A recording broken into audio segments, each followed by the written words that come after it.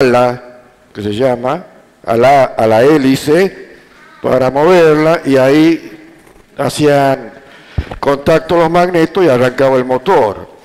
Y los que tienen que hacer pala son ustedes, para que así pueda arrancar y pueda seguir la línea. Ustedes me tienen que llevar hasta aquí quedamos y de aquí seguimos. ¿Quién quiere más o menos contarme qué era lo que me has visto así a modo de vuelo de pájaro? El aire acondicionado, si pueden prender. ¿No hay aire? Ah, bien. Bueno, aquí está Alvarito, lo llaman nomás. Doctor Chazarreta levantó la mano. Sí, bueno, la clase pasada, en lo último que hemos quedado, eran en los diferentes tipos de lógica que se podían ver, o según se podía analizar. Estaba la lógica formal, o bien llamada lógica aristotélica, y después había otros diferentes tipos de lógica que bueno, ahora con el devenir de la clase lo vamos a ir analizando. Bien, habíamos visto cómo venía el origen de la lógica, habíamos hablado de, bueno, de lo que se entendía antes, lo que se podía entender, lo que hoy se puede entender como lógica, el vínculo con la dialéctica, y también toda la evolución, y que Aristóteles, sí, siempre que hablamos de lógica, lo primero pensamos en Aristóteles, pero no era el único. Había pre-aristotélicos que ya muchos de los principios que toma Aristóteles venían de estos filósofos anteriores, caso de Zenón, ¿se acuerda?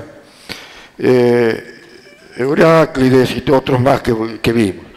Bueno, pero yo no quiero avanzar sin antes distinguir bien estos 4 conceptos que ustedes ven ahí. Lógica, retórica, dialéctica y tópica. Algo hemos hablado, algo ustedes, los que no estaban muy familiarizados, ya han escuchado cuando nos referíamos a las distintas cuestiones. ¿Y por qué quiero que esto esté bien clarito? Porque vamos a terminar profundizando el tema de la argumentación jurídica. Y en la argumentación jurídica vamos a ver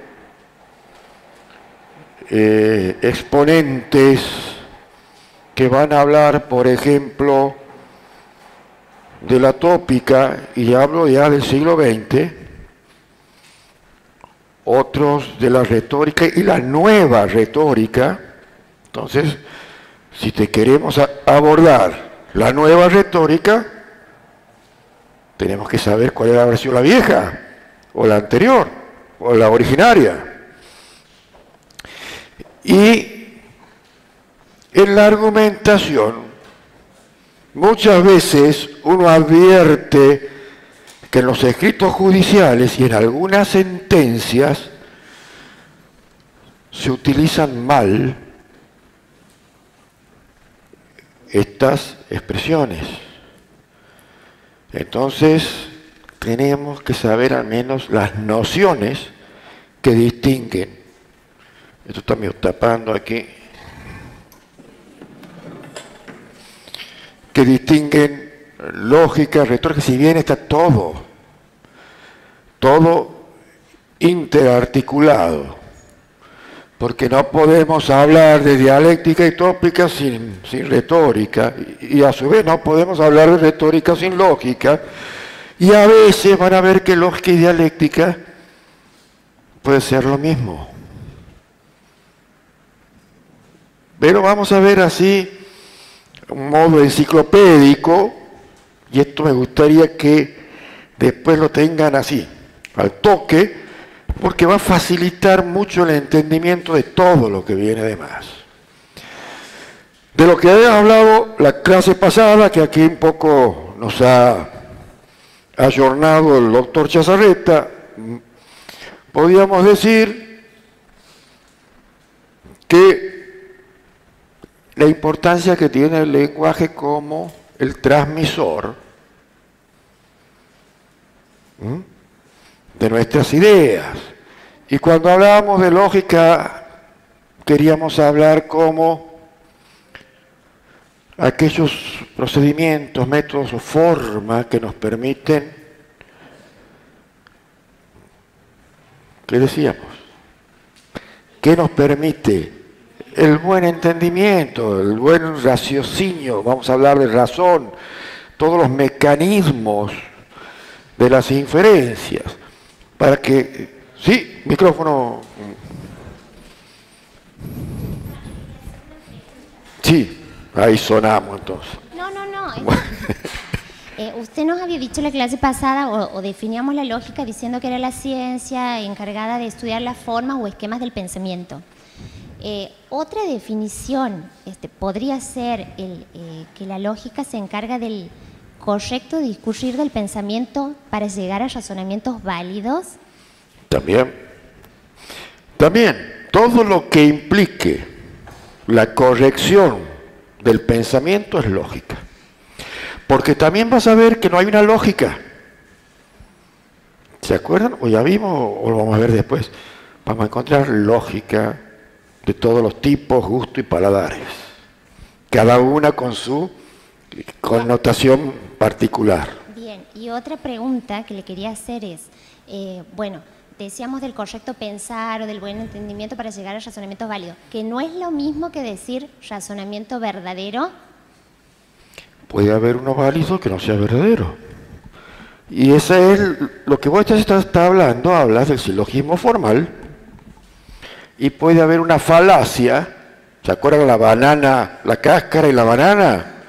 Puede haber una falacia que venga en un buen estuche.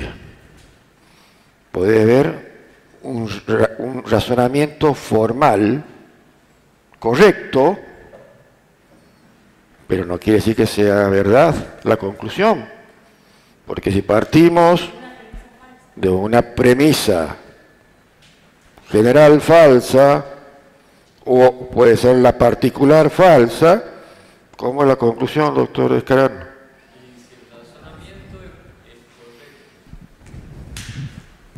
Si el razonamiento es correcto y la premisa es falsa, la conclusión es necesariamente falsa. Es la respuesta. Es la respuesta. No quiere decir que el aspecto formal sea inválido. Lo importante es el contenido. Bien, no sé si ahí está claro. Bueno, y en eso lo reafirmamos aquí y lo decimos. Y lo vemos en expedientes, en sentencias. No es lógico, es ilógico, no resulta, también puede ser resulta razonable, no es razonable, a cuestiones que carecen o a ideas, o enunciados, o a proposiciones, que también vamos a ver después qué diferencia hay entre una y otras, de orden, de coherencia. Cuando no hay coherencia estamos muy cerca de caer en el absurdo. Otros utilizan las expresiones que sean groseras a la razón o al pensamiento común o irreales. Todo eso está vinculado a lo que no es lógico. Por lo que vamos a concluir como un criterio general, no único, que la lógica es una idea ordenada, correcta, sistémica. A ver quién se anima a decir por qué sistémica. ¿Qué queremos decir cuando hay sistema? Hay una armonía. Y real. Y esa armonía no es caprichosa. Responde a un estándar. Un sistema jurídico, hablamos de sistema, es el conjunto de la armonía de la legislación, hablemos de reglas, principios o lo que fuere. todos armonizados. Bien, pasemos entonces. Clarito, ¿qué tenemos que pensar? ¡Tac! Con lógica, ¿qué es lógica? Volvamos atrás, volvamos atrás. Deje de ver el teléfono ahí, mandado ahí un coso para con los teléfonos, ¿no? Sí. Referencia a idea ordenada, correcta, sistémica y real. Bien, pasamos al otro Álvaro. Y aquí lo reafirmamos. ¿Será cierto lo que dice ahí? Todos los seres humanos, sepamos o no sepamos filosofía, sepamos o no sepamos lógica, en cierto modo apelamos o empleamos fórmulas lógicas.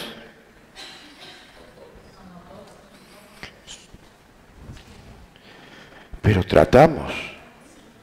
Si estaríamos en derecho penal, al menos nos mandarían presos por tentativa. Bien, porque si no lo podríamos resolver. Ese era el porqué yo a mis alumnos, cuando me tocó dar razonamiento jurídico, me toca como profesor visitante en la Católica, les digo, ustedes vienen a la materia más importante y al módulo más importante de la materia, porque si no usamos las leyes lógicas, reglas, principios, o como quieran llamarle, difícil es que podamos articular, por más que nos conozcamos de memoria con el número correcto, todo el Código Civil, todo el Código Penal, la ley de contrato laboral y lo que quieran. ¿Cómo hago para hacerlas jugar? ¿Cómo hago para vincular esas normas con la cuestión fáctica? ¿Qué voy a usar? Saber pensar. Y veníamos hablando, si mi saber pensar tiene que ser un saber correcto sobre lo real, sobre lo demás, ¿cómo hago para identificar que la aplicación de esas normas al caso concreto, a las plataformas fácticas, a la valoración de los elementos que me presentan como evidencia, es real o aproximativamente real? Acuérdense que nosotros, los abogados y los jueces, nos manejamos en un contexto, bueno, iba a redundar, en un espacio contextual. Y el contexto es lo que limita por lo general el principio de congruencia, que no vamos a volver a repetir qué es, porque creo que ya lo hemos visto y lo doy por sabido. Entonces, si no sé buscar la corrección, obviamente el producto va a ser como decía el doctor Escarano. Quizás haga, si uso la fórmula silogística, la haga bien, pero no llegue ni a lo real ni a lo correcto, porque me va a hacer una falacia, que ya lo vamos a ver.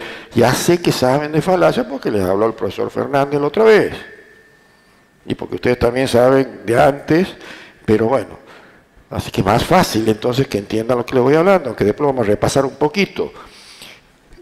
Entonces, eso es un instrumento para conocer la verdad. Nos sirve para pensar correctamente sin incurrir en error. ¿Pero qué somos? Falibles. ¿Por qué? Porque somos humanos. Si no, seríamos... El otro día tengo mis tentaciones por ahí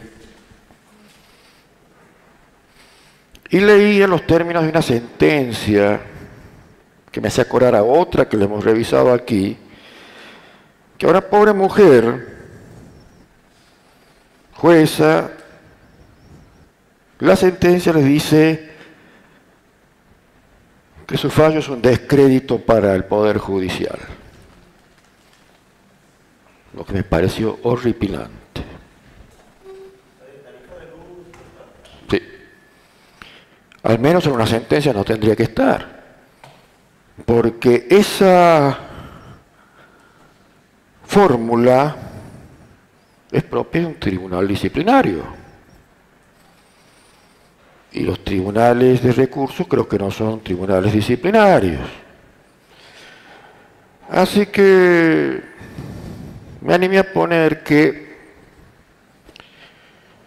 el Monte del Olimpo no queda en el cuarto piso de Talcahuano y Lavalle de la Ciudad Autónoma de Buenos Aires.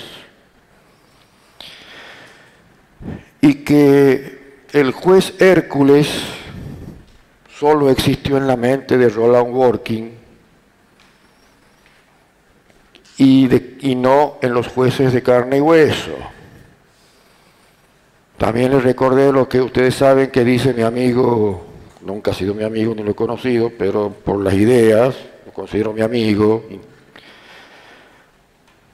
Robert Jackson, sobre la falibilidad o la infalibilidad. Así que, como a mí también me ampara el artículo 14 de la Constitución Nacional y el artículo 13 de la Convención Americana, porque antes de juez soy persona, y si bien las investiduras nos restringen, nos limitan determinados derechos, el artículo 28 de la Constitución Nacional es muy claro. Las normas que reglamentan el ejercicio de los derechos y garantías reconocidas por esta Constitución, o sea, se los debe ejercer conforme a las normas que reglamentan, pero esas normas no pueden, ¿qué? Suprimir ni aniquilar el derecho, o sea que alguito me queda. Y como también me siento sujeto pasivo de algún exabrupto, no puse a esa reflexión. Entonces, aquí nadie tiene la verdad de las cosas, aquí no hay ídolos ni dioses. Hoy a Juan Pérez le puede tocar estar decidiendo una corte.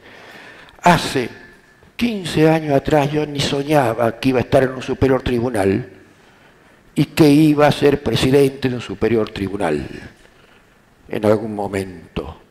Y no por eso, cuando he sido, me he considerado que no tenía, que era superior a nadie, ni inferior a nadie. Entonces, las sentencias son para eso, para discutir la corrección jurídica, no para avanzar sobre la persona de quien la dice. Porque si no, estamos cayendo en una de las falacias que se conoce como la ad hominem. Además, mientras un consejo de la magistratura o el órgano disciplinario que corresponda en la fase administrativa no la suspenda o la saque a esa persona sigue fallando.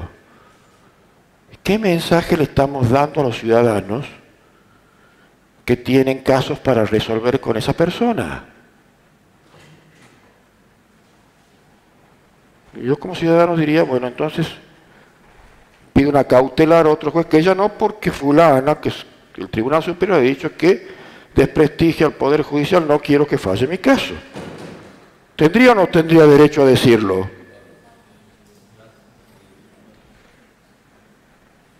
Eso también es lógica.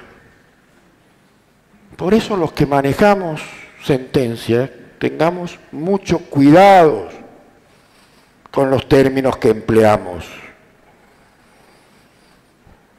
Porque hay consecuencias inmediatas, y consecuencias mediatas. ¿O no es así, doctor Taján? Usted que ha visto muchas sentencias, que ha hecho muchas sentencias, los que no saben, el doctor Taján también ha sido juez. Muchos años, muy buen juez, Y yo le he alentado siempre que vuelva a presentarse para ser juez y no quiere.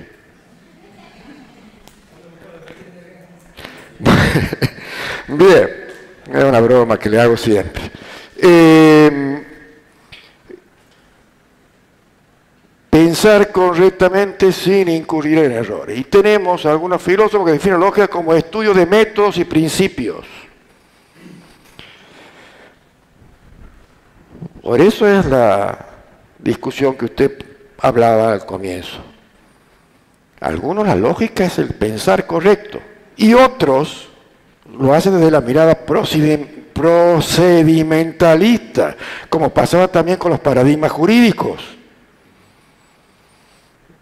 Que decían, bueno, pero ¿para qué vamos a hablar de qué es correcto? Pero vamos a decir cómo llegamos a eso correcto. Entonces, más importante que decir lo que es qué forma accedemos a ese fin. Bien.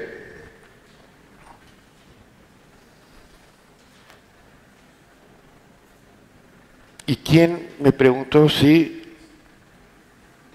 de la verdad y la lógica alguien preguntó?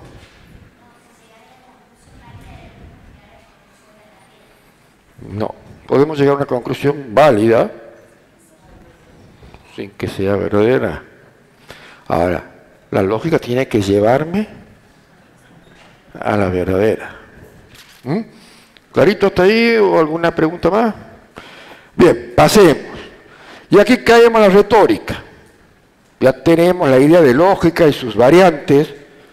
Después hay más, ¿no? O sea, pero entonces vamos a ver qué es la retórica. ¿Y por qué la pongo a la retórica antes que la dialéctica y dejo para el último la tópica? A ver si algún perspicaz se adelanta a lo que vamos a ver en las diapositivas.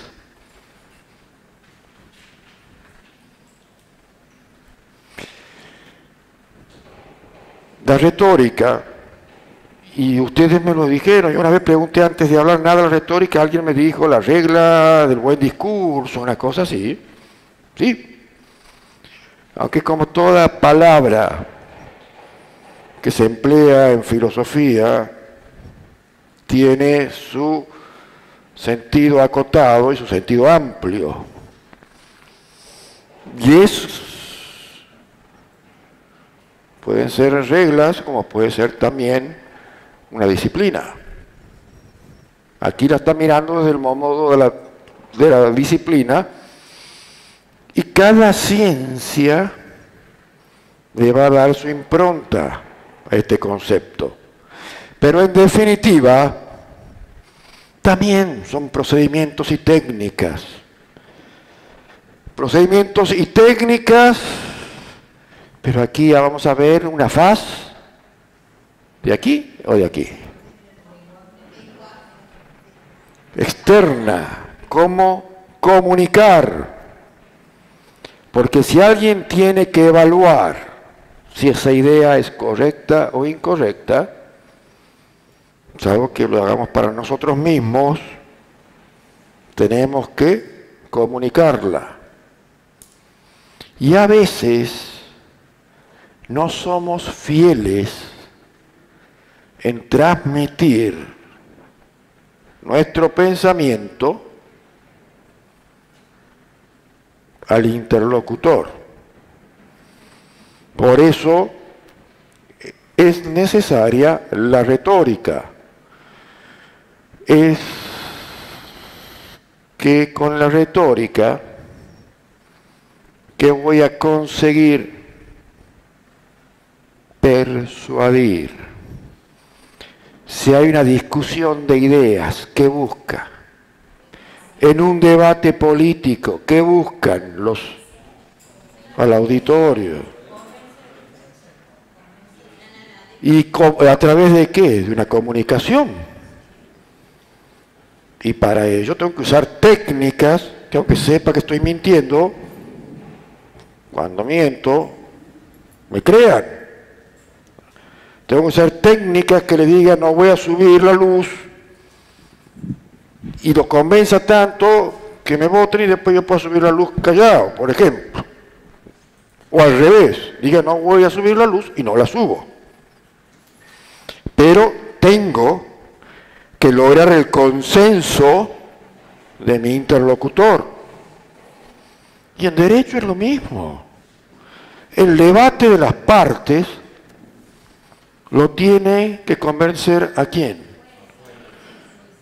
Y el juez en la sentencia, ¿a quién tiene que convencer? Primero a un tribunal superior al recurso, por si le apelan, para que le confirmen. Y a las partes, cuando esa sentencia tenga que ser ejecutada, hablábamos de sentencias legales y no legítimas, que es consecuencia de razonamientos válidos y no verdaderos o no, pero que convencen o no. ¿Ven cómo todo empieza a tener vinculación? Feliz cumpleaños, ingeniero.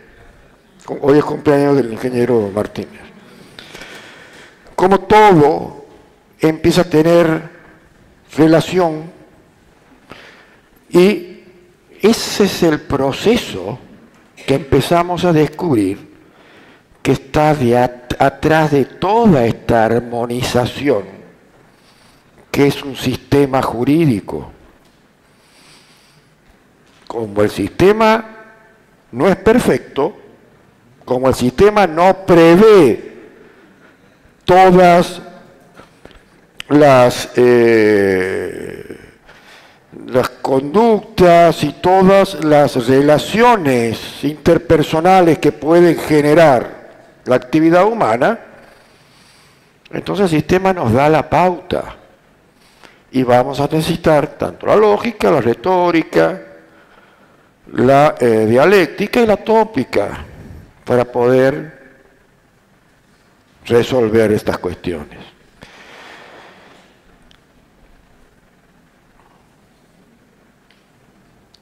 Los griegos le decían el buen decir, como dice ahí. Le decían el buen decir porque decía, el que sabe la retórica llega mucho más fácil al auditorio, llega mucho más fácil a imponer las ideas, y hay otros que conocían mucho de la filosofía, pero que eran más traviesos, y dicen, déjalo que ellos piensen, que ellos hagan el esfuerzo, nosotros tomamos el esfuerzo, pero nos vamos a dedicar a perfeccionar esa técnica del buen decir. ¿Y las falacias le debemos a quién? Los sofistas, porque sabían que partían. Y hay otras falacias por el errar humano, ¿no? De la falta de infalibilidad. Los sofistas eran eso. Sofistas eran filósofos, medio descarriaditos, podríamos decir así, que sabían que partían de una falsedad, pero tenían un poder de convicción su discurso, que el otro, por más razón que tenía, no convencía. Y hoy, en los sistemas acusatorios penales, ¿qué importancia tiene en la litigación oral el discurso del abogado? Cuidado. Había un refrán español que no me acuerdo bien, así que lo voy a decir incompleto, pero ustedes van a entender, que decía que no solo, terminaba diciendo, dicho base, que no solo hay que tener razón, sino que te la den. Y si no sabemos transmitir bien claro que tenemos razón, capaz que no nos la dan, y por más que tenemos razón, vámonos a la casa. Y después, como un pensamiento que he leído ahí, he visto, me gustó y lo he puesto en mi muro de Facebook, que el mejor juez es el tiempo, porque si bien no es rápido en dictar la sentencia, a la larga termina dando la razón al que tenía razón. Lamentablemente, fuera de los tribunales y sin causar efectos jurídicos, y quedará nada más que la satisfacción de decir tenía razón, aunque me den razón con todo, porque no he sabido usar una buena retórica para hacer entender que tenía razón. Y a veces con buena retórica tampoco nos dan la razón. Pero bueno, ese es otro tema que no vamos a entrar por ahora. Entonces, retórica, piensen como un sistema de procesos y recursos que actúan en distintos niveles en la construcción del discurso. Retórica, discurso, retórica, discurso. Y nunca se van a olvidar. Corrección del discurso. Volvemos al enunciado que nos dio uno de ustedes. Creo que usted fue, así como nos preguntamos de retórica, una vez sabían a qué se refería, ¿no? Por eso ustedes ven, cuando hay un legislador que hace uso de las palabras, qué retórica que tiene, qué fuerza discursiva, mientras que otro dice, cuando habla como el profesor que está ahora, me duermo, me da sueño, hago la siestita y qué sé yo. Eso depende mucho, porque si yo estoy aquí parado frente a ustedes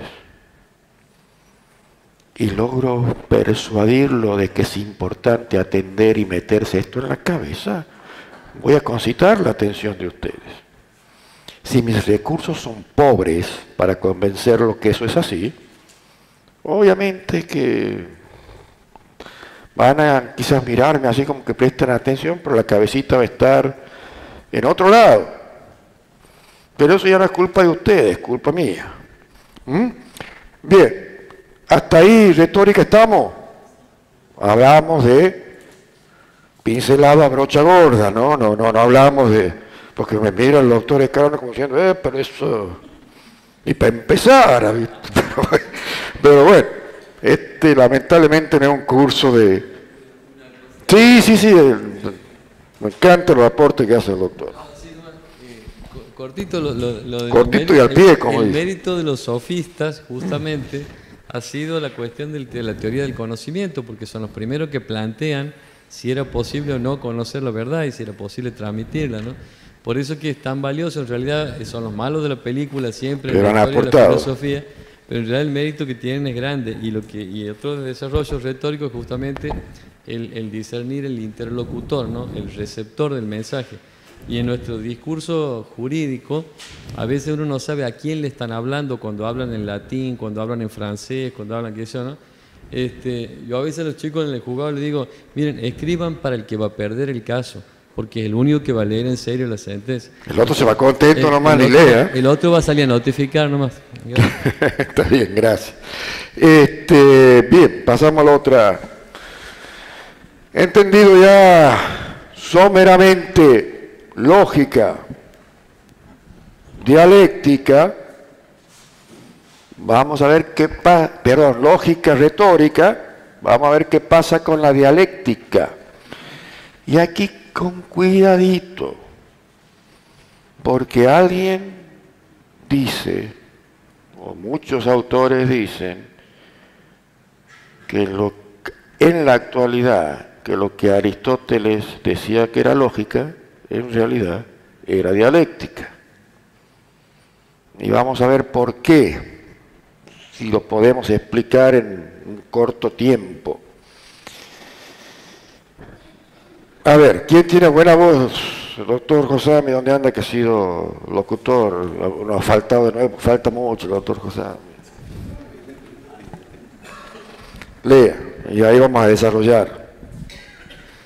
La dialéctica. Originariamente, en la antigua Grecia, designaba un método de conversación o argumentación análogo a lo que actualmente se llama lógica. En el siglo XVIII, el término adquirió un nuevo significado: la teoría de los contrapuestos en las cosas o en los conceptos, así como la detección y superación de estos contrapuestos. De manera más esquemática, puede definirse la dialéctica como el discurso en el que se contrapone una determinada concepción o tradición entendida como tesis y la muestra de los problemas y contradicciones entendida como antítesis. De esta confrontación surge, en un tercer momento, llamado síntesis, una resolución o una nueva comprensión del problema. Este esquema general puede concretarse como la contraposición entre concepto y cosa en la teoría del conocimiento, a la contraposición entre los diferentes participantes en una discusión y a contraposiciones reales en la naturaleza o en la sociedad, entre otras. Bueno, y aquí prestemos la atención porque es la base de muchas cosas. Ustedes saben lo que es un monólogo. ¿Un monólogo es igual a un diálogo? ¿Por qué? A ver, aquí que opina, pida y hable el micrófono así y después yo repaso lo que me dice cuando estoy en casa solo. Bueno, en el diálogo hay como mínimo 2 personas y el monólogo es una persona hablando sola o razonando sola.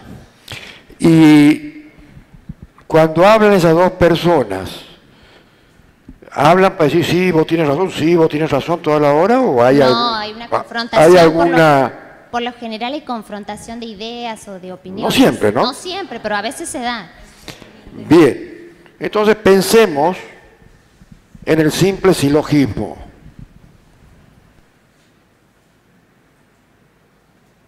¿Se acuerda que el silogismo aristotélico lo hemos visto varias veces, hemos visto el silogismo normativo? Yo propongo la premisa mayor, yo propongo la premisa menor, y en base a eso yo saco la conclusión. ¿Está más cerca del monólogo o del diálogo? Pero aquí que no está diciendo la dialéctica. Necesito 2 cosas.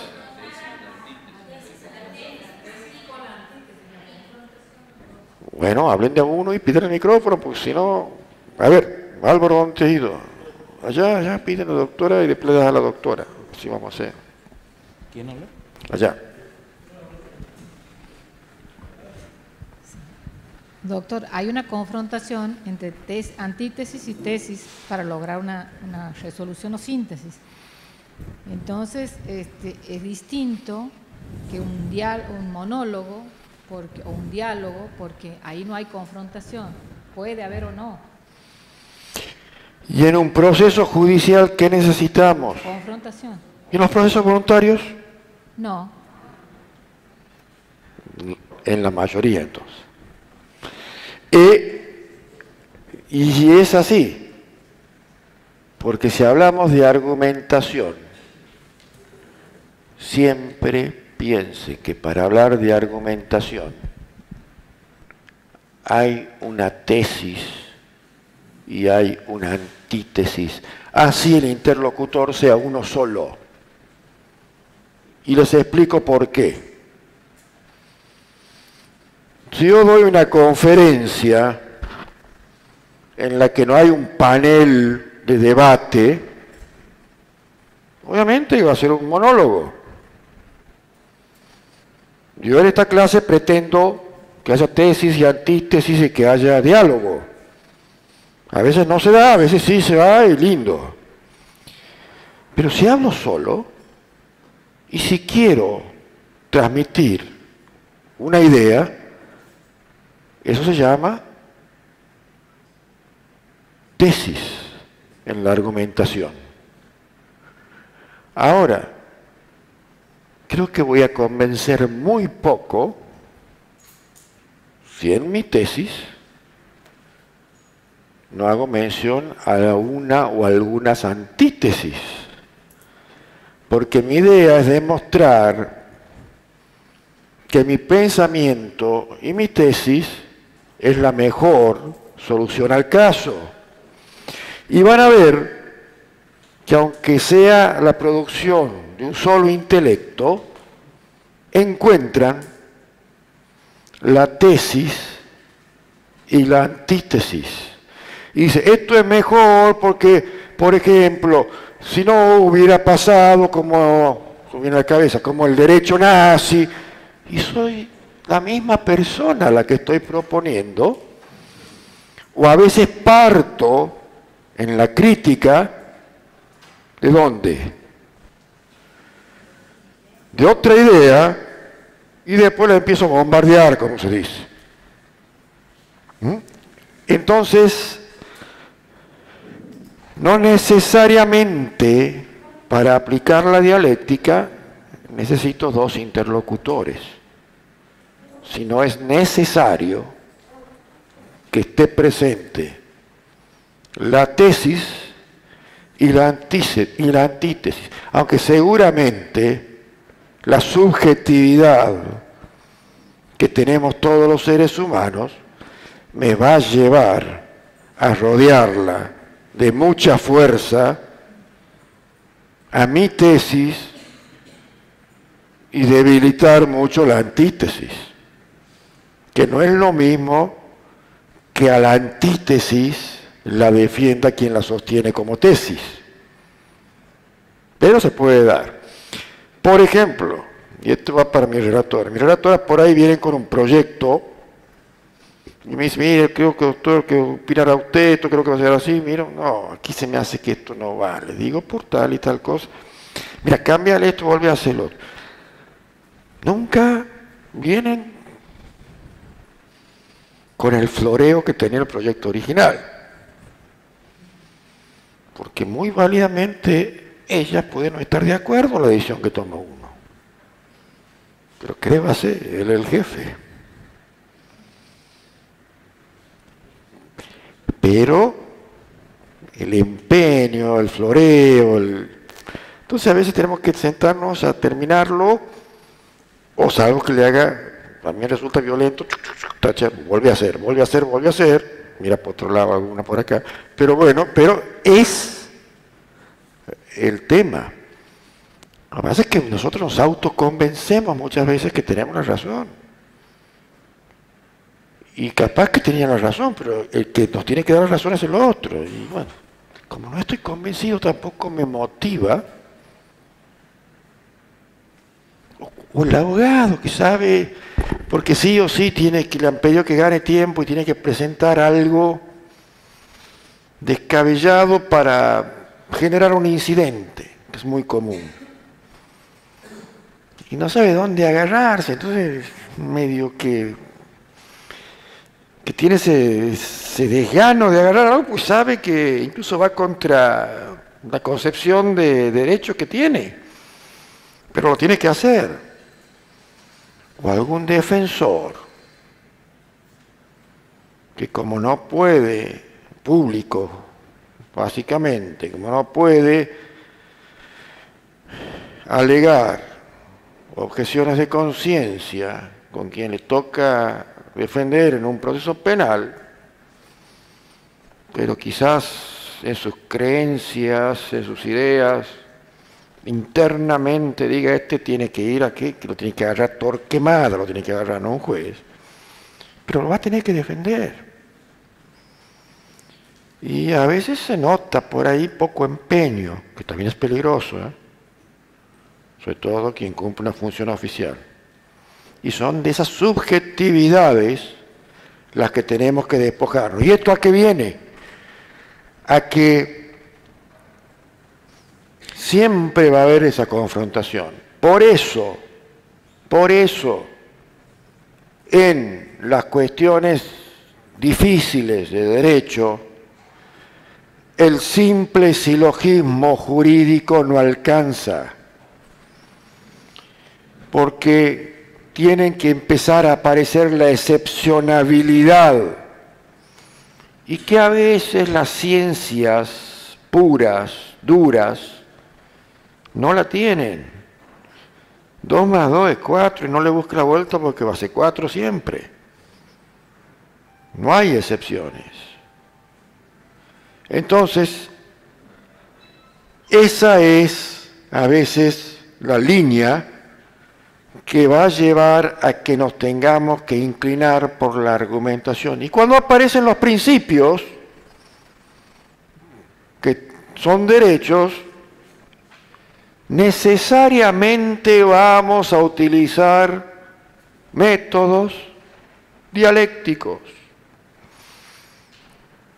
Porque como vamos a necesariamente utilizar la discrecionalidad y no la arbitrariedad judicial, vamos a tener que justificar la aplicación del principio, sobre todo cuando va a desplazar a una regla para la realización de la justicia en el caso concreto. Y obviamente que no lo voy a poder desplazar planteando una argumentación justificatoria desde lo que es la tesis, porque voy a tener que utilizar también la antítesis, y cuanto más fiel refleje la antítesis y más fiel la revele, sin dejarme ganar por el subjetivismo de imponer mi tesis, obviamente que mayor será la justificación que pueda dar. Porque si venzo a la antítesis sin haberle mezquinado nada de lo que es su contenido, entonces va a ser más clara la justificación que pueda dar. Bien, ¿está claro hasta ahí? A ver, sí.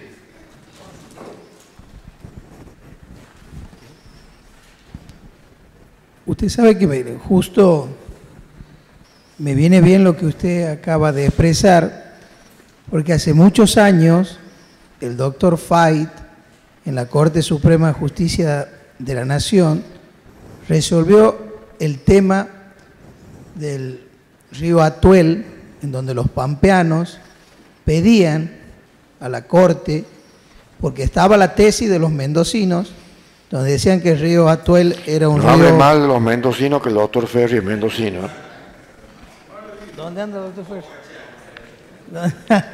Justo estos 2 días se ha hecho la jornada de derechos de aguas y ambiente en Mendoza, y se ha vuelto a tratar el tema en donde se pedía, donde uno decía que el río Atuel era un río de Mendoza y que en su momento, cuando se hicieron los diques, los nihuiles, era territorio nacional. Luego se provincializó la Pampa.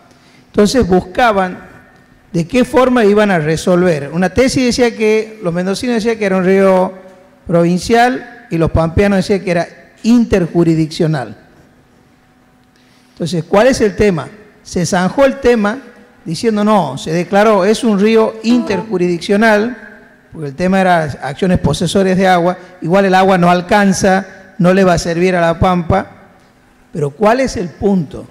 Hoy por hoy, habiendo resuelto ese tema, todavía, por no haber sido, ¿cómo le puedo decir?, sólida la sentencia, se dice, pero ¿quién regula las aguas interjurisdiccionales?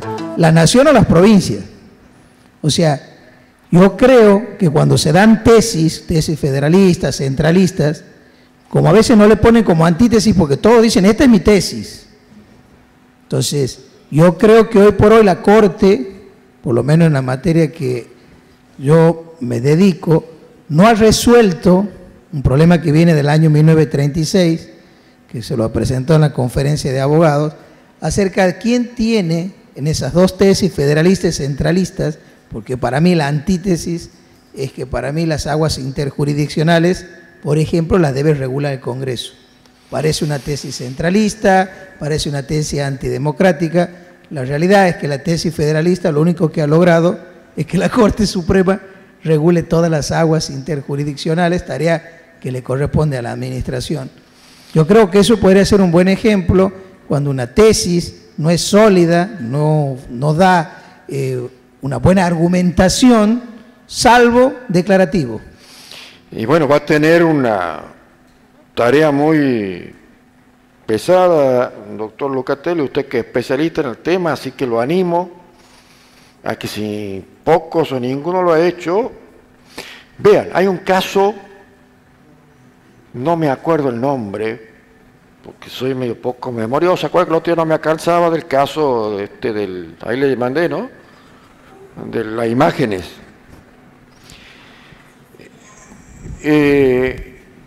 Pero este ya es de la Corte de Justicia Europea. Hablo del Tribunal de Luxemburgo y no del de Estrasburgo, de la Unión Europea. Un profesor italiano quiso poner en práctica, un profesor de Derecho Internacional Público, buena idea le estoy tirando por si ha ido el doctor Tajampa, no, ya está. Quiso poner en práctica la efectividad que tenía el sistema de justicia europeo, de la Unión Europea, y en una cuestión de consumo, profesamente planteó el caso y lo llevó al caso hasta el Tribunal de Justicia Europeo. Ese experimento, creo que era de la Universidad de Turín, le salió tan bien que no solamente llegó el caso, sino que además generó la doctrina del rol del juez europeo en el derecho comunitario. O sea, el Tribunal de la Unión Europea viene a ser lo que aquí hay uno que casi no trabaja, que vendría a ser como el Tribunal del Mercosur, a diferencia del otro, del de Estrasburgo, que es, digamos, el par de la Corte Interamericana aquí en América, que es Derecho Humano. Y eso a veces es un buen método, ¿no? Porque acuérdense que los tribunales a veces no se expiden porque no tienen caso. Y cuando llegan los casos, quizás nadie plantea desde la perspectiva que se la ve. Por eso yo siempre digo que la mejor forma de litigar los grandes casos no lo va a conseguir el abogado individual. Por eso es necesario, en determinados casos, hoy como están los derechos difusos, los derechos colectivos, hay que tender a la creación de organismos no gubernamentales de representación. Y se va a hacer grandes aportes a la sociedad en cuanto a las múltiples cuestiones no resueltas y que no llegan a los tribunales en los litigios particulares. Obviamente que no en todo se va a poder, porque es necesario conseguir el caso, pero hay muchas cuestiones que sí. Y eso es un poco, creo, lo que planteó el doctor Lucatelli, pero bueno, el que sepa manejar bien la teoría del conocimiento, la dialéctica, la tesis y la antítesis, tiene un gran futuro. Todavía estoy en el intento, espero alguna vez pueda llegar. Bien, vamos por último. ¿Alguna otra opinión quieran dar sobre este tema de la lógica? Tenemos más o menos claro lógica en sentido tradicional, retórica, dialéctica, y ahora llegamos a la tópica.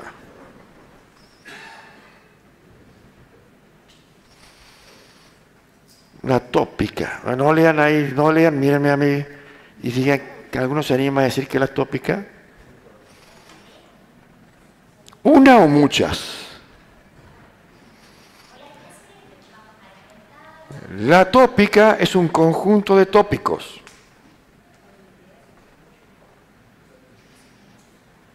Ahora lo importante es saber qué es el tópico para entender bien qué es la tópica, ¿no es cierto? Doctor Josami, todo suyo, el micrófono.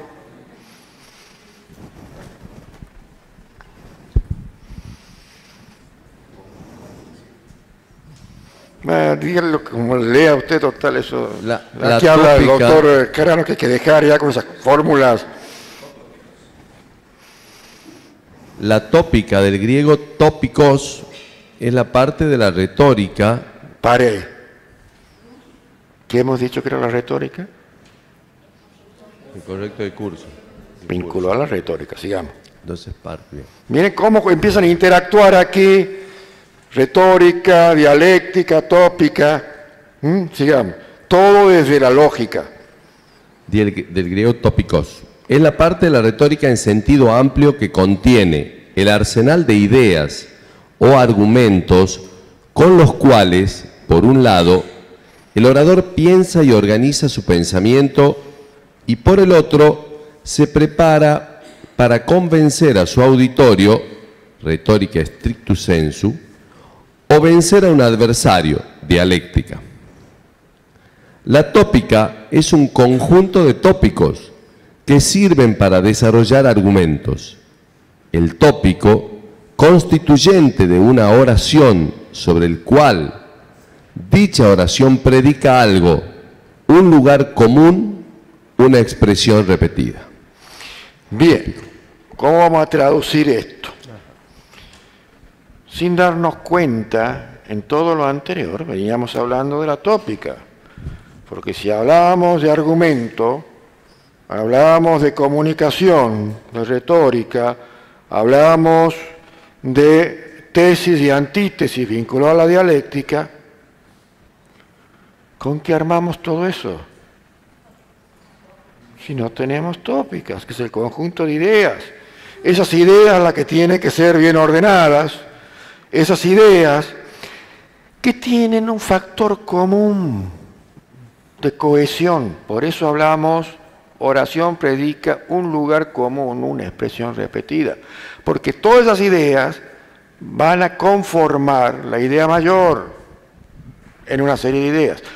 Tópica, acuérdense del plural. Conjunto de tópicos. Cualquiera no. Tópicos que no tienen nada que ver, no. Tienen que ser tópicos aunados sobre lo que va a ser la base argumentativa que vamos a emplear.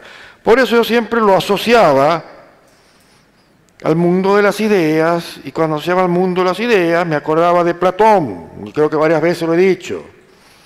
Digamos que en la caverna platónica, la caverna sería nuestra cabeza,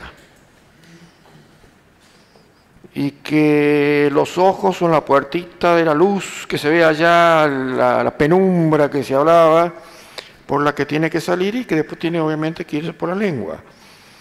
Entonces viene, ahí están los tópicos peleando, este tópico no, porque el tópico es para cuando vaya a rezar de noche antes de dormir, este otro para... Y voy buscando los que tienen una cohesión, los que tienen un núcleo de común, de unidad, y con eso voy a usarlo, preparándolo para ir armando mi argumento. Y ahora, a esos tópicos juntados que van a conformar la tópica argumentativa, voy a tener que usar un procedimiento correcto para poderlo transmitir y convencer o vencer, según se trate, y ahí entra a jugar la dialéctica. Ven cómo todos, muchas veces veo que cuando lo ven lindo los términos, los meten en algún escrito y pueden decir cualquier cosa menos lo que creían ustedes que podían decir, sin tener en claro cuál es cada uno de estos conceptos, que para mí son básicos y que no son difíciles como idea central. Quizás el que quiera profundizar se pueda complicar un poquito, pero para lo que nosotros necesitamos es demasiado, porque después se va a realimentar con lo que son justamente las tópicas de cada uno de los temas que siguen para tratar en los siguientes módulos y en este curso, ¿no? Bien. ¿Algún comentario respecto de esto antes de pasar? No, ¿no? Doctor Bozal, ¿quiere comentar algo o no? A ver. Acá.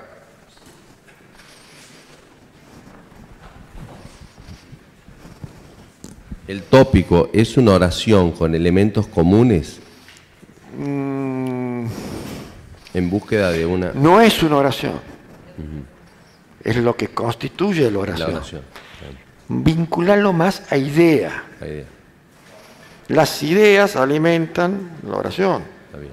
Lo que vos transmites a través de oración, preposición y todo, son ideas. Está bien. Quizá lo que vos me quieras preguntar, si el tópico es una oración, ¿cómo me querías decir? Con elementos comunes. Son ideas Ideas. que confluyen en un punto en común y forman la tópica. Esa sería. A ver. Complementando un poquito, tal vez eso, la palabra topos significa lugar en griego. Por eso Platón define el topos hiperuranos, donde estaban las ideas. Topos uranus. Claro, más allá del cielo, ¿no? Y el razonamiento tópico en Aristóteles es perspectiva. Digamos, para llegar a la verdad de algo tenemos que pararnos de distintas perspectivas. Si la vemos de un solo lugar, nunca llegamos a la verdad. Por eso el razonamiento tópico también tiene que ver con eso, es decir, me paro en distintos lugares y de los distintos actores para ver la misma cosa. Eso me lleva a una visión más completa. Digamos. Por eso decían que Aristóteles es uno de los primeros filósofos que baja del mundo de las ideas al mundo de la realidad, al mundo de la experiencia. Vinculado a lo que dice el doctor Escarano, que para eso tengo que tener una perspectiva real para mirar y para también buscar. Porque si hablábamos de argumentos, acuérdense en que la filosofía aristotélica está basada fundamentalmente en la dialéctica. Entonces necesitaba argumentos y contraargumentos y para eso necesitaba distintas tópicas y bueno, y de esas tópicas distintos tópicos y eso se daba a través de lo que bien lo ha descrito el doctor. Y el razonamiento judicial, digo así, equivaldría a decir mirarlo desde los dos lados. O sea, pararse en un momento en la persona del actor, del demandado, del tercero. O sea, ese sería un razonamiento tópico judicial, digamos. O sea, tratar de ponerme en esos espacios o de esas perspectivas para poder ver desde esos lugares de lo que estamos hablando. ¿Sí? Por eso, como bien dice el doctor, cuanto más nos despojemos de la subjetividad, de lo que vamos a defender, y le demos la mayor entidad posible a la antítesis, mejor va a ser la justificación, porque ahí es sí darle una real mirada desde las distintas posiciones a las que muy bien aludía el doctor Escarano. Bien, ¿alguna otra acotación? Bueno, vamos... Termino un poquito antes, porque como sé que están interesados también en quedarse a ver al profesor Palma, así que vamos a dar un pequeño break. Así pueden tomar aire. Ahora sí, no sé qué es lo que está tapando ahí Álvaro. ¿Ah? Ahí para que... sí. Vamos ahora a lo que es ya tranquilos, con el dominio de los términos conceptuales, de lógica, dialéctica y todo lo demás, vamos a ver ahora lo que es la lógica tradicional. Y aquí, otra respuesta que se ha dicho a ustedes. Lógica es esto. Ahora van a ver la cantidad de variables lógicas que podemos ver. Y estas son algunas. Lógica formal, y es la que nos va a dar la respuesta que puede ser válido y no verdadero. ¿Por qué? Léanlo. Estudia la inferencia mediante la construcción de lenguajes formales, sistemas deductivos y semánticas formales. ¿Qué queremos decir con esto? Primero, que apelamos a lo externo, a las formas. Esas formas tienen que ser correctas, pero con solamente las formas nos alcanza. Tenemos que usar un lenguaje correcto en las formas. Sistema deductivo básicamente porque cuando hablamos de lo que es formal hablamos de lo general a lo particular. Y semánticas formales. ¿Qué queremos decir con semánticas formales? ¿Quién se anima a decirme qué es semántica?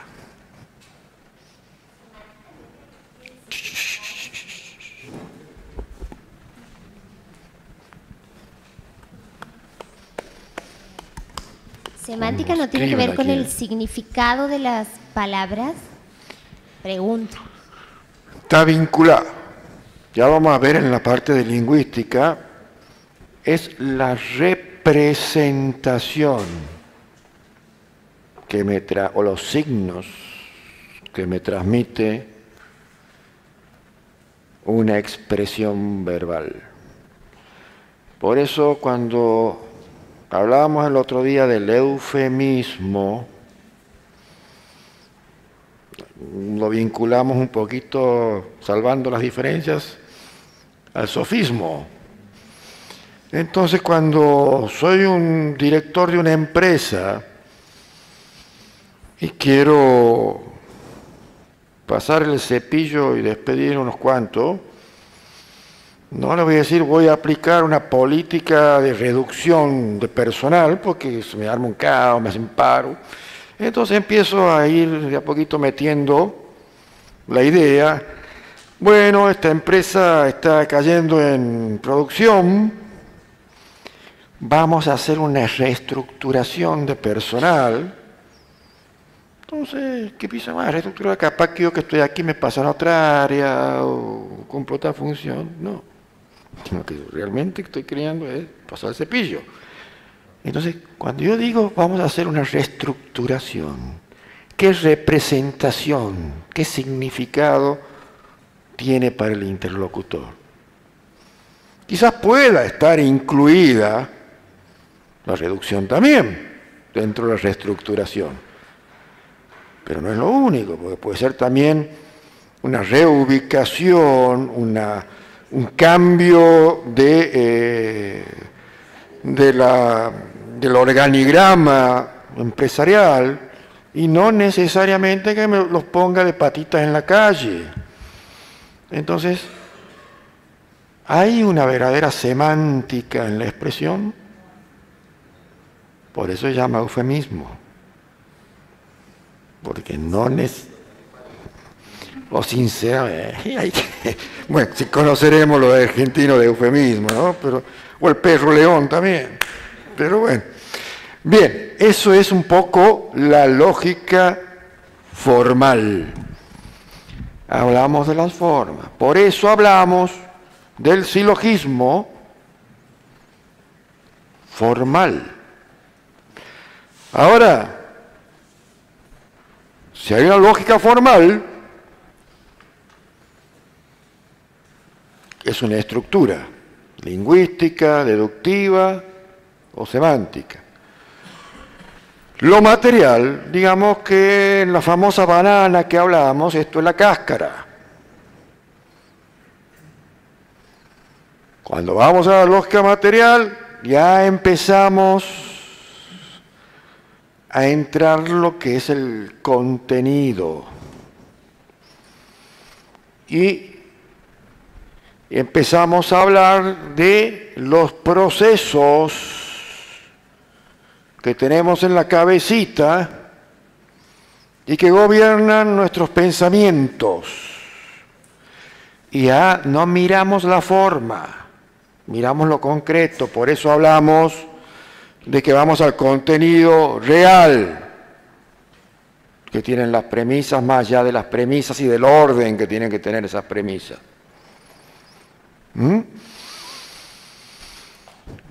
Porque es lo que realmente nos va a conducir a una verdad material y a una conclusión que sea verificable objetivamente con la realidad. Y ahí también volvemos a ver que se verifica lo que decía usted y que decía el doctor Escarano, puede haber algo válido desde la lógica formal, pero no necesariamente desde la lógica material. Porque cuando bien usábamos el tema de el ejemplo de las falacias, el contenido iba a existir la premisa mayor, la premisa menor y la conclusión. La lógica formal no había ningún resentimiento. Válidamente era válida la estructura silogística. Pero el relleno de adentro ya no. Si partimos de contenidos que no son ciertos, no voy a llegar a lo que pretende la lógica material. ¿Qué pretende la lógica material, doctor? Usted que está aquí.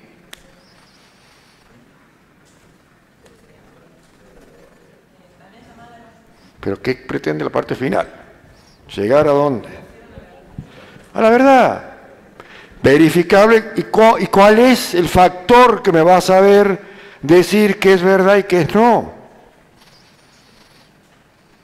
Hay un tango que dice que en el mundo traidor nada es verdad ni es mentira, sino todo es igual al color del cristal con que se mira. Pero bueno, aquí estamos en otra cosa, la confrontación con la realidad. Y la verdad jurídica, ¿qué les parece? La verdad de los expedientes, de las pruebas, de las alegaciones de las partes, ¿es una verdad objetivamente absoluta? ¿Y por qué? A ver, dale el micrófono aquí, doctor, que está dando su tesis. Porque tiene una carga de subjetividad de las partes. Y a más de ello,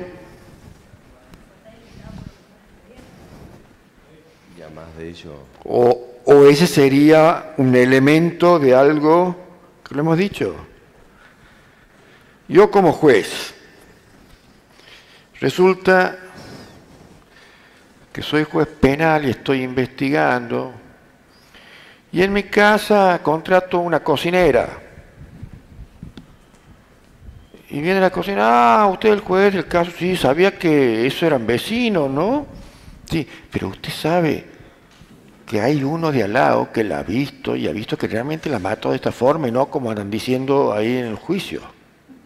Y le digo, ¿por qué? Y me da todas las pautas.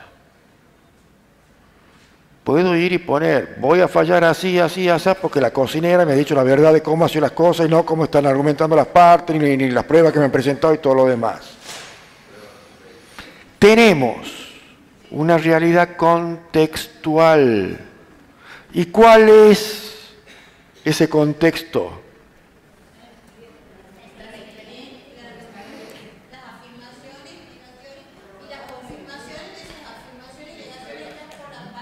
Primero me lo pone el principio de congruencia. Y lamentablemente, si no me han traído las pruebas y no me han alegado los hechos tal cual han sido, seguramente la verdad judicial a la que arribaré, y lo confirmarán los tribunales superiores, y será esto porque es así, será esa.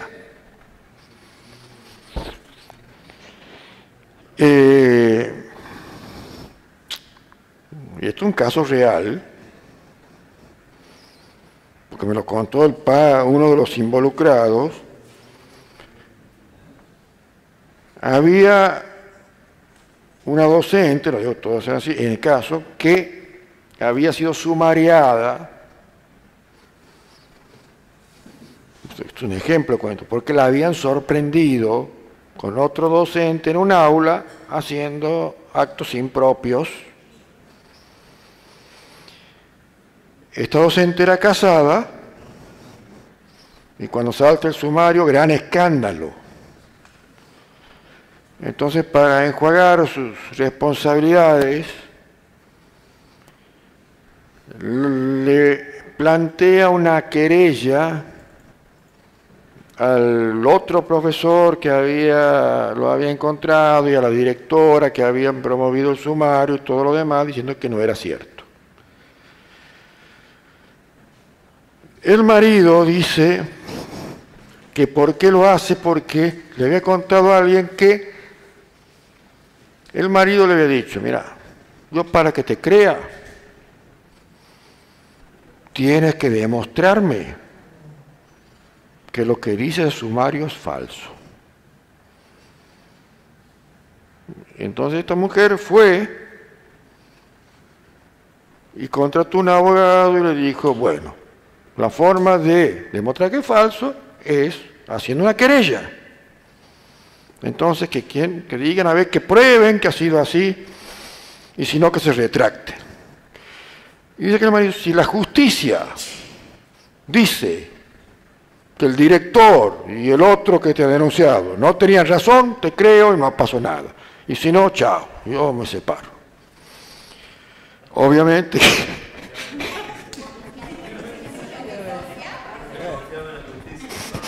confiaba en la verdad contextual, pero como es un hecho real, la justicia se expidió, y se expidió el tribunal oral. El tribunal oral absolvió a los querellados. Ahí no le dio la razón, ni supuestamente pero ven, pero si el tribunal podía decir, no se han probado,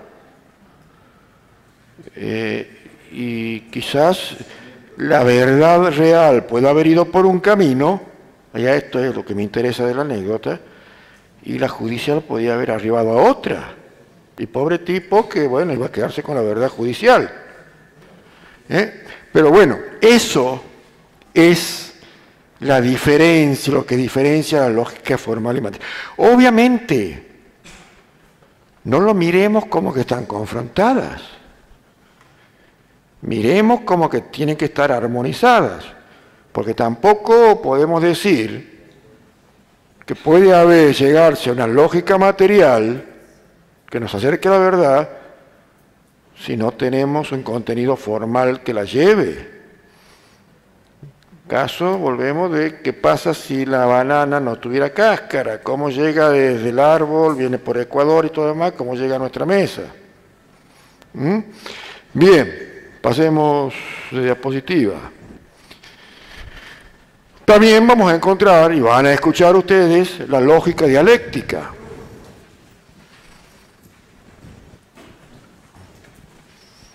Que un poco ya lo hemos visto hace un rato. La lógica dialéctica es aquella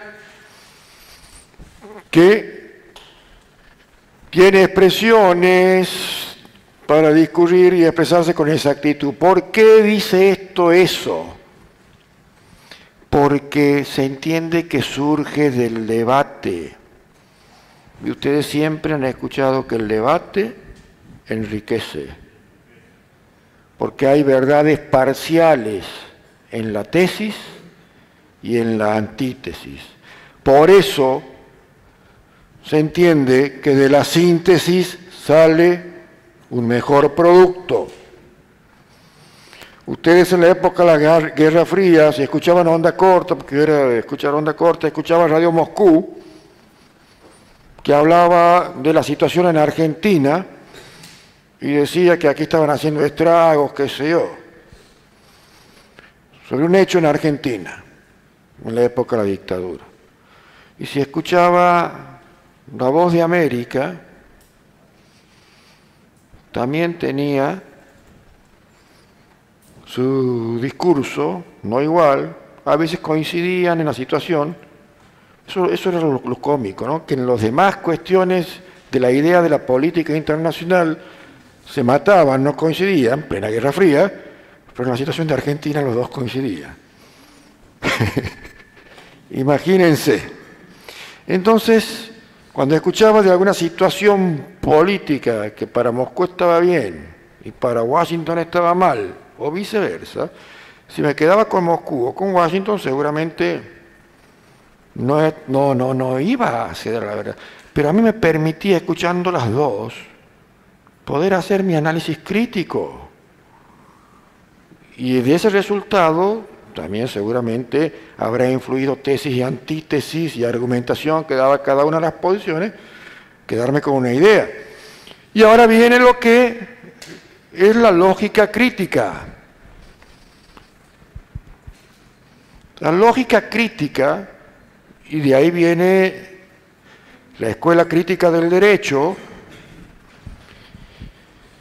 hace esta confrontación. Necesita de la dialéctica. Si no, no puede haber lógica crítica sino dialéctica. ¿Por qué? Porque confronto. Y eso me permite, desde una posición de no aceptar la cosa, ni A ni B, poder filtrar mejor lo que es verdad y falsedad. ¿Qué les parece a ustedes? Hasta ahí vamos viendo 4 modelos vinculados a la lógica. ¿Se acuerdan de lo que me preguntó al principio? Pasemos. ¿Hasta ahí seguimos bien o los detenemos? ¿Avanzamos? Bueno. También vamos a encontrar otro, que es esta clasificación, que van a ver la lógica metodológica. Sobre todo los que vamos a hacer tesis, vamos a buscar libros de metodología de las ciencias. ¿Para qué? Para que podamos ver, porque hacer una tesis no es sentarse a escribir a lo tonto, sobre todo una tesis para aprobar una carrera de posgrado, sino que tenemos que utilizar un método. Entonces la lógica que se emplea para realizar ese método, que me va a decir determinar el objeto, buscar los parámetros de investigación, establecer la novedad que quiero demostrar, se va a regir de parámetros lógicos, y eso se llama lógica metodológica, que es la procedimentalista también que lo hemos visto en la Escuela de Derecho, los caminos más seguros y prácticos para llegar científicamente a la posición de la verdad. Pero aquí también vamos a entrar en el dilema de la teoría epistemológica o del conocimiento. Vamos a ver el conocimiento teórico y el conocimiento práctico. Y dentro del conocimiento práctico, ¿qué queríamos cuidar? Sobre todo lo que vamos a tomar decisiones vinculadas al derecho. ¿Nos conviene un camino utilitarista pragmático? Porque quizás por el camino utilitarista pragmático podamos llegar también a un conocimiento verdadero.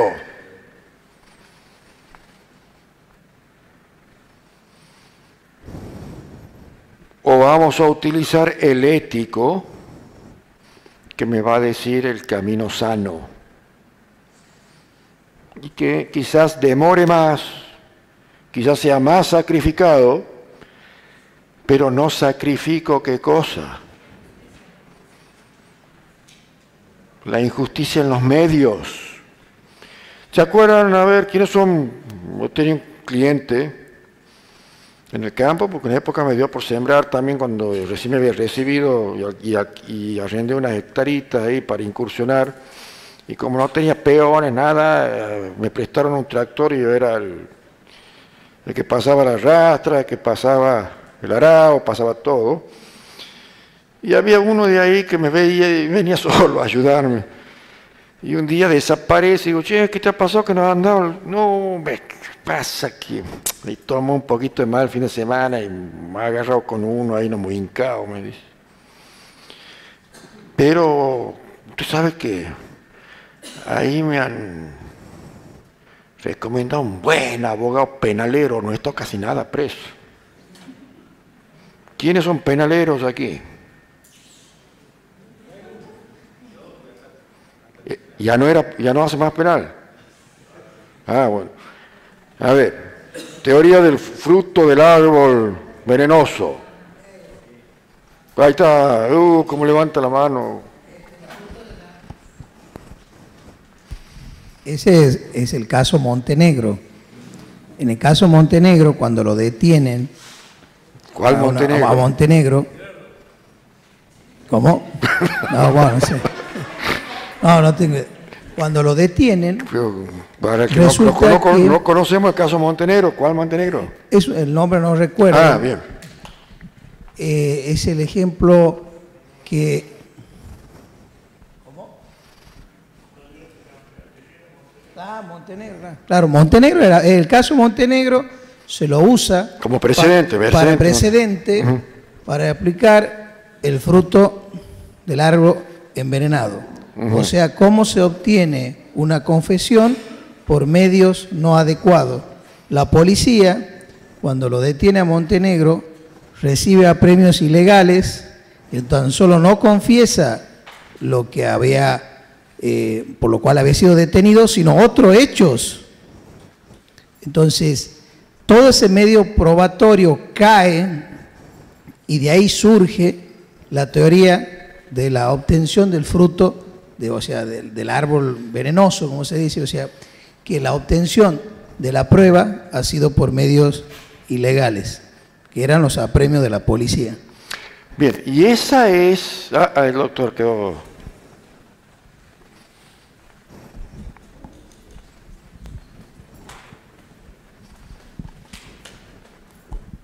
La Corte Suprema Argentina, para fundamentar este precedente, toma a su vez un fallo de la Corte de Estados Unidos, en donde ahí es donde surge la doctrina del fruto del árbol venenoso.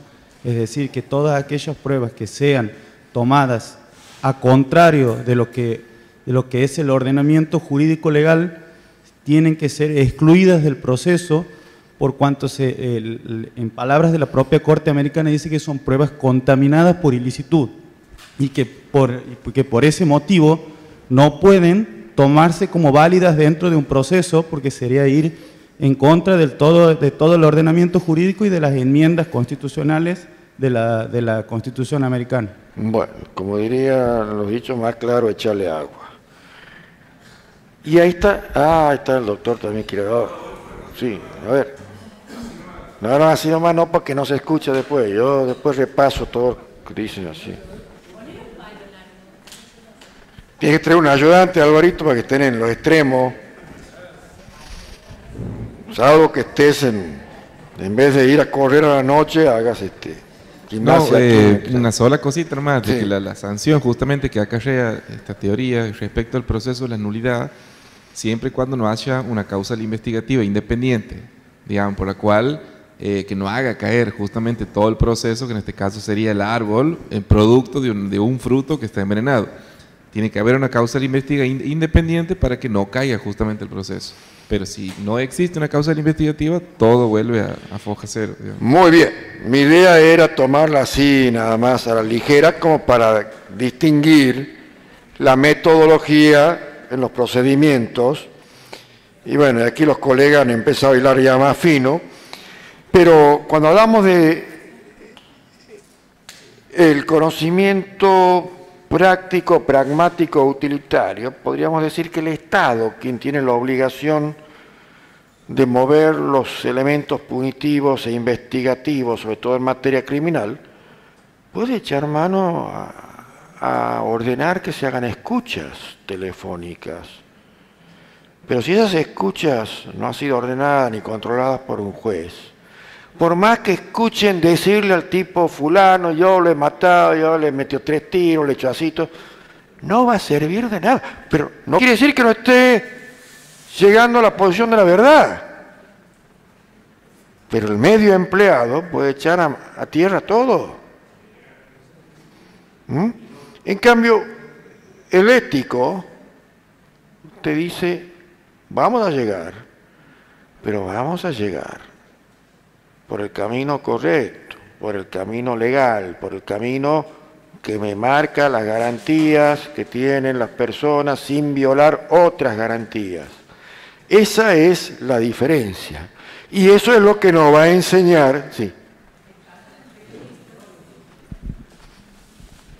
También podría ser el caso de un periodista que al presentarse esconde su máquina de grabar y graba una prueba o sea, toma una prueba real, que es lo que ha pasado, pero ocultando la cámara. Entonces también estamos ante una prueba que puede llegarse a la verdad, pero sin embargo no tiene validez. Claro, son distintas. Claro. ¿Y qué es lo que nos va a hacer discernir? ¿Qué tipo de lógica? Ese tipo de cuestiones. Bueno, podríamos decir que era lógica formal y material, pero sobre todo la lógica metodológica, porque nos va a ayudar a encontrar el correcto método para aplicar en las cuestiones que se traten, ¿no? Entonces ahí podemos pasar en limpio eso y decimos que hay un objeto de estudio, hay pensamientos y formas mentales. En el método, y esto es vinculado a la lógica metodológica, tenemos inferencias deductivas, inductivas o analógicas. Cuando hablamos del common law y del precedente, usamos un método deductivo, inductivo o analógico.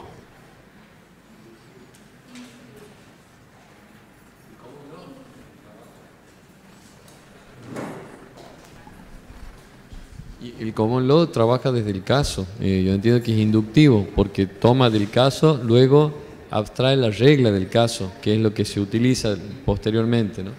Bien. Sí. Entonces, cuando hablamos de deductivo, vamos de lo general a lo particular. Y en lo inductivo al revés. Vamos de lo particular para encontrar la regla general, la norma general.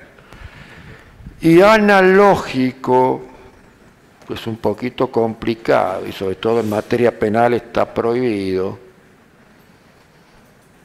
es la similitud del caso. No uso ni inducción ni deducción, sino solamente busco la identidad de similitudes que pueda existir entre una y otra, ¿no? Pero todas estas cuestiones tienen que buscar un raciocinio correcto y verdadero. A eso va a apuntar la lógica metodológica.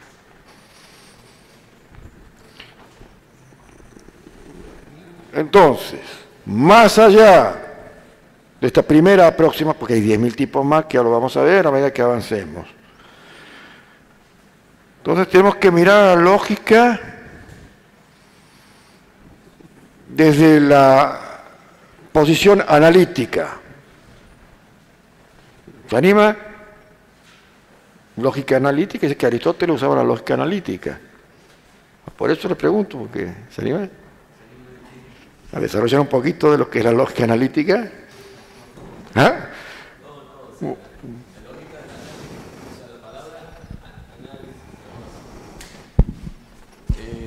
La palabra análisis es descomponer partes para resolver, eso es análisis en griego, ¿no?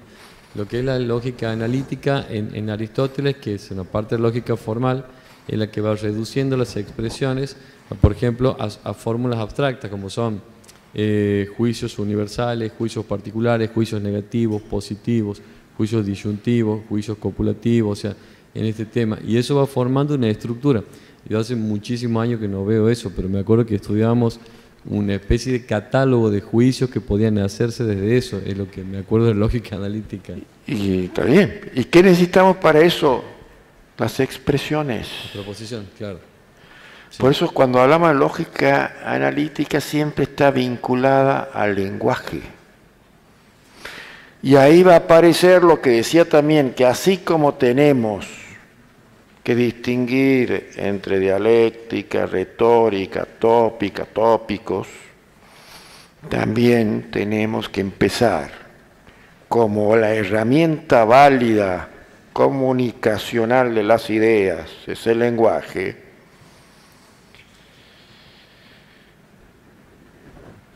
buscar entender qué implica la proposición.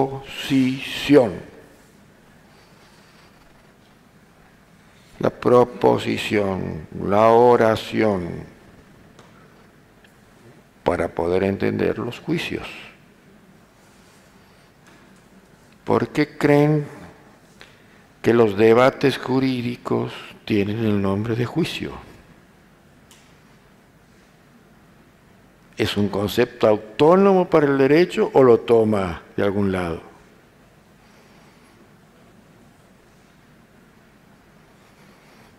Eso le doy tarea para la casa para que después me digan que han investigado. Y está vinculado a esto. Porque el lenguaje es un signo. ¿Qué hablábamos de semántica recién? Son signos, representaciones. Las distintas lenguas, los distintos idiomas. Por eso es tan importante la fidelidad entre lo que se piensa y se transmite, porque si no el receptor va a tener otra representación de lo que es nuestro argumento y no lo que realmente nosotros hemos querido transmitir. Y ahí viene también otro ejemplo que vemos todos los días, los famosos libelos oscuros. O cuando el juez dice, no entiendo qué me quiere decir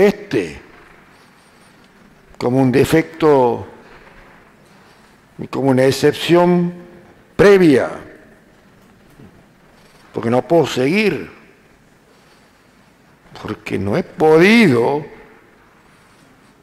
sintetizar lo que está en ese mensaje, los correlativos y los elementos y variables posicionales, y los signos de puntuación. Si yo hago un mamarracho escribiendo, no se entiende la idea. Y no es que la lógica se reduce a la gramática, sino que necesita de la gramática como la gramática necesita de la lógica. Ustedes van a ver que en lo filosófico y en lo lógico, nada es estanco. ¿Por qué digo nada es estanco?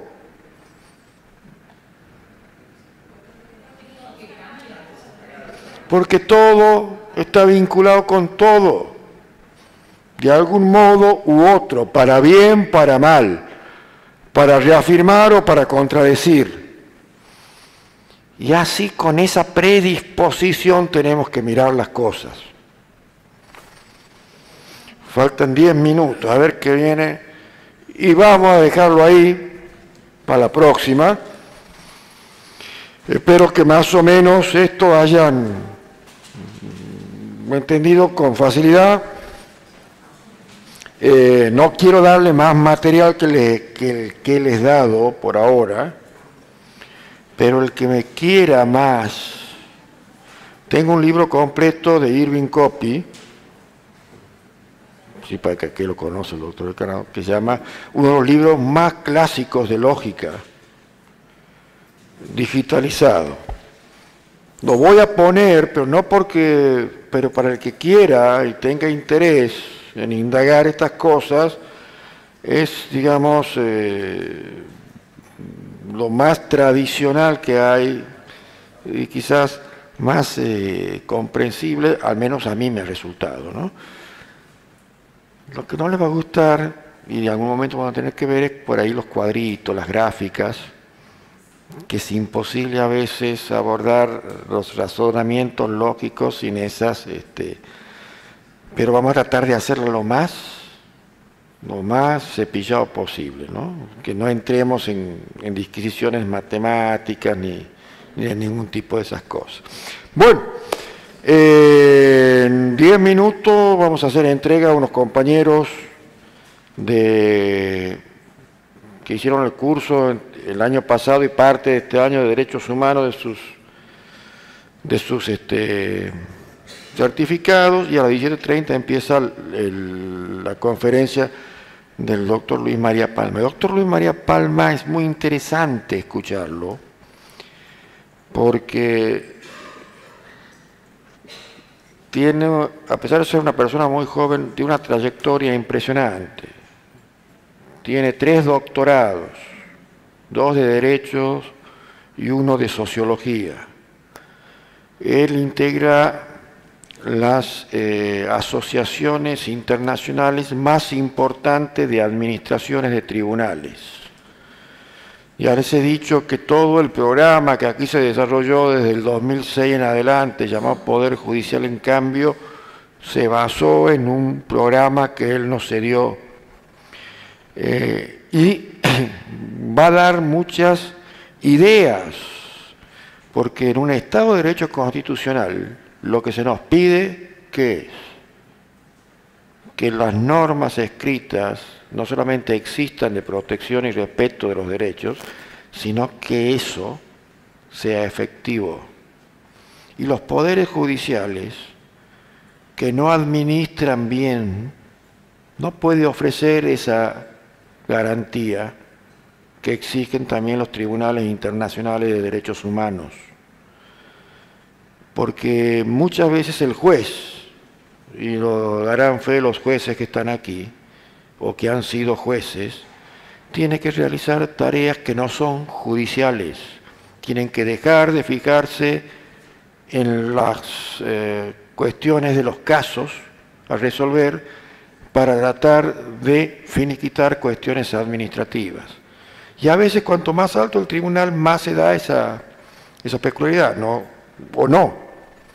Entonces, si un juez tiene que utilizar el tiempo que tiene para sentenciar, también para ver que el funcionamiento interno de su juzgado funcione, porque si no, las sentencias no salen en término, si cada vez los decretos o las cuestiones de dirección de administrativa tiene que andar viendo que no sean cuestiones mal hechas porque vienen después los incidentes y todo lo demás, que no se pierdan los expedientes, que quien ve que coordina las hojas. Entonces, la propuesta que siempre ha tenido desde la IACA, que es la International Association Court Administration, que tiene sede en La Haya, es esa, jueces a sentenciar y directores de administración o directores administrativos a encargarse de las demás cosas.